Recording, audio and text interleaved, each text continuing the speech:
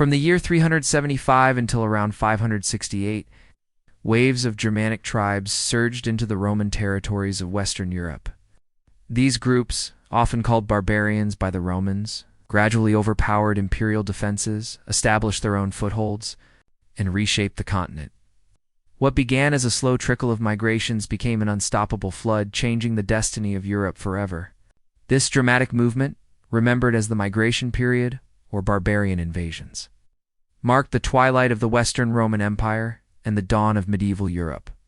The Roman Empire of the mid-4th century was vast, stretching across lands that today encompass France, Italy, Spain, Portugal, Belgium, the Netherlands, parts of Germany, and even across the Mediterranean into North Africa. It seemed an indestructible power, yet within just a few generations, this immense realm would collapse, leaving a patchwork of smaller kingdoms, each with its roots in the Germanic migrations.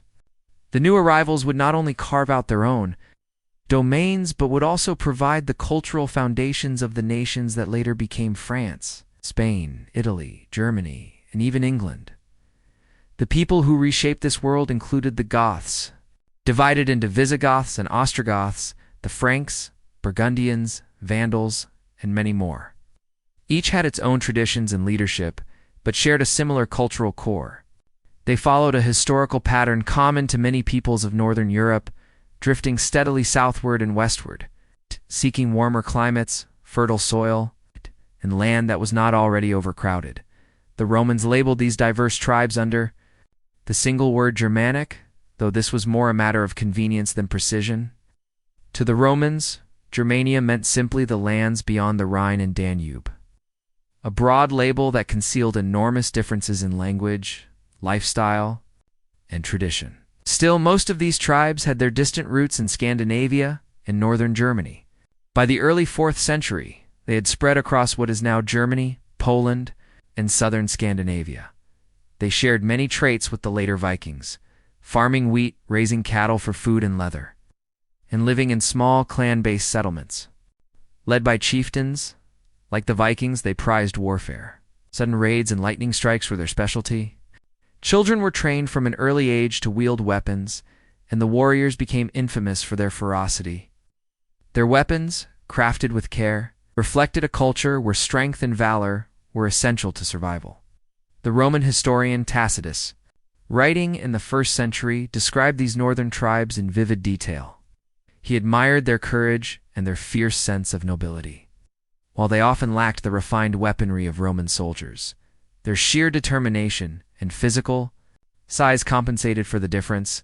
Tacitus noted their common traits: tall frames, red or blonde hair, and piercing blue eyes. They were hardy, battle-tested people whose strength grew as they pressed closer to the Roman frontier. As early as 58 BC, Germanic tribes fought Julius Caesar in Gaul.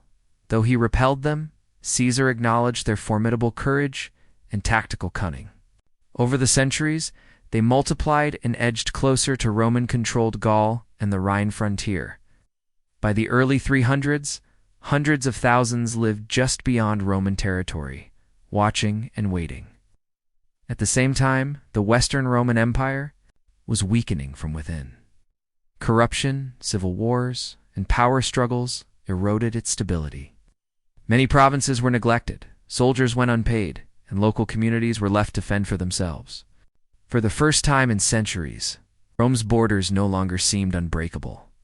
Trade across the frontier had already familiarized Germanic tribes with Roman lands. They understood Roman wealth, but they also saw Roman weakness. It became clear that the empire's defenses could be tested. Around 380, Gothic tribes crossed the Danube. The Visigoths, moving into Western Europe, pressed all the way into Italy, where they eventually sacked Rome. The Ostrogoths settled further east, establishing themselves in northern Italy later on. This marked only the beginning. The so-called floodgates were open. The first wave of migrations between 300 and 500 involved Germanic peoples reshaping the West. The second wave, from 500 to 700, saw Slavic peoples expand through Central and Eastern Europe.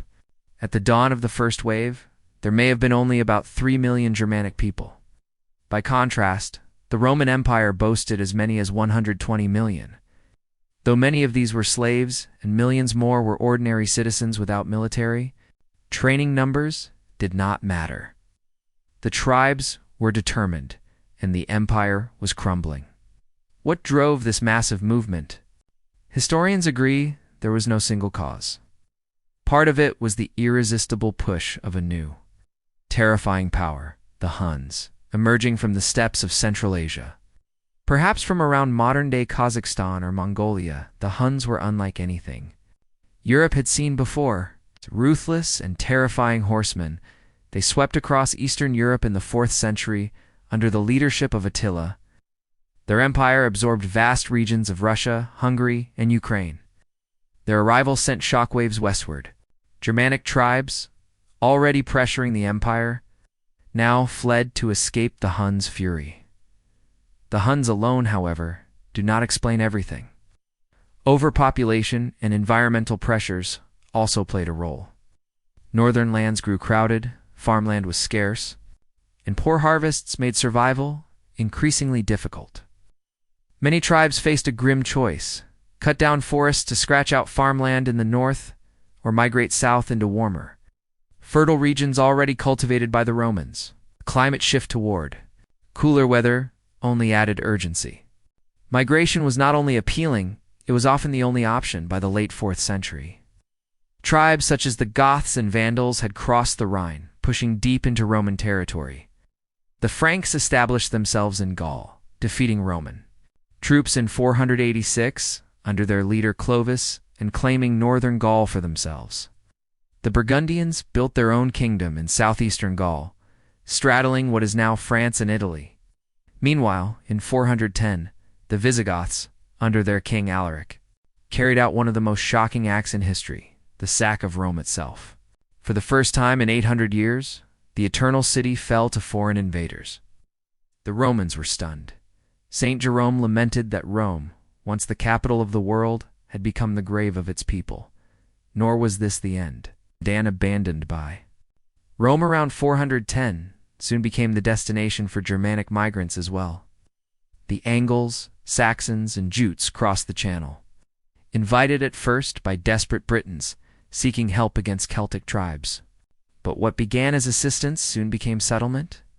Between 450 and 620, waves of these newcomers established themselves permanently in England, laying the foundations for the Anglo-Saxon kingdoms that shaped the island's future.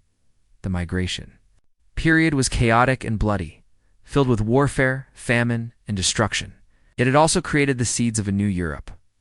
The Roman Empire, weakened and fragmented, could not withstand the pressure. In the end, the Germanic tribes carved their own kingdoms from its carcass. The fall of Rome was not simply the end of an empire, but the beginning of medieval Europe, a world built on the ruins of Rome, shaped by the legacy of the so-called barbarians. It was inevitable. The pressure of the Huns, the shortage of farmland, the lure of the fertile south, and Rome's own internal decay all combined to set this migration into motion. While Romans may have viewed the Germanic tribes as destroyers, their movement also forged the cultural and political map of Western Europe, influencing languages, traditions, and nations that endure to this day. The age of the Barbarian Invasions was one of upheaval and terror. But out of it was born the framework of the Europe we recognize now, a legacy not of Rome alone, but of the peoples who once brought the empire to its knees.